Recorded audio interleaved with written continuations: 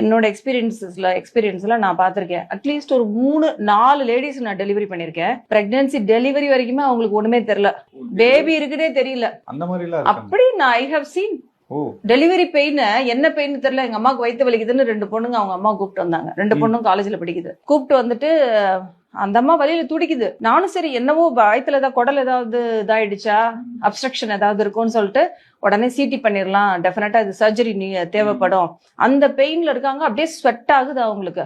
அப்படின்னு சொல்லிட்டு சரி உடனே சிடி ஸ்கேன் சென்டருக்கு போன் பண்ணிட்டேனா, நீங்க போயிடாதீங்க இருங்க, ஏன்னா it was almost night 9 o'clock, wait பண்ணுங்க கொஞ்ச நேரம், பேஷண்ட் நான் அனுப்புறேன், எமர்ஜென்சியா இருக்கும், நீங்க உடனே எனக்கு சிடி பண்ணுங்க அப்படின்னு சொல்லிட்டு, நான் எதுக்கும் நம்ம எக்ஸாமினேஷன், ஏன்னா நம்ம always I go with first history, next examination, அப்புறம் தான் இன்வெஸ்டிகேஷன். வயதை தொட்டதுமே எனக்கு ஐ ஹேட் அ டவுட், என்னடா அது பேபி மாதிரி இருக்கே அப்படின்னு சொல்லிட்டு அப்புறம் உடனே நான் ஸ்கேன் பண்றேன். பார்த்தா ஃபுல் டேர்ம் பேபி, 9 மாத குழந்தை. இப்ப வந்திருக்கிறது வந்து டெலிவரி பெயின். டெலிவரி பண்ணோம்.